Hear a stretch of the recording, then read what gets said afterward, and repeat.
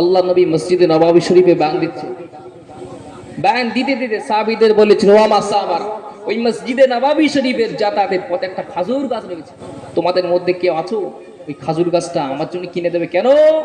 ওই মসজিদে নববী শরীফ তখন ছিল মাটি, যাতায়াতের পথে যে খাজুর গাছ ছিল, ওই খাজুর গাছের কাঁটা ফুটে অনেক সাহাবী আহত হতো। আল্লাহ নবী মসজিদে নববী শরীফে বাং দিলেন।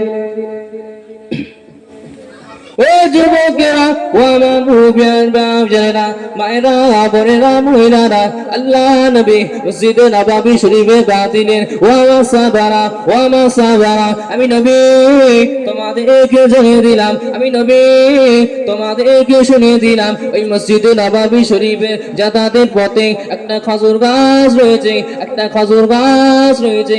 ওই খাজুর গাছের কাটা বুড়ে আমার অনেক সাহাবী আহত হচ্ছে, আমার অনেক সাহাবী আহত হচ্ছে।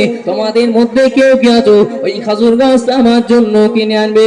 ও যুবকেরা, ও আমার মুরব্বিয়ান বাপজানেরা, মায়েরা, বোনেরা, মহিলারা, আল্লাহ নবী এ কথা শোনার সাথে সাথে আল্লাহ নবী একজন প্রাক্তন সাহাবী নাম তার আবু দাদা রাদিয়াল্লাহু তাআলা দাঁড়িয়ে গেলেন, ইয়া রাসূলুল্লাহ হাবিবাল্লাহ, ইয়া রাসূলুল্লাহ হাবিবাল্লাহ, আল্লাহ পাকের নবী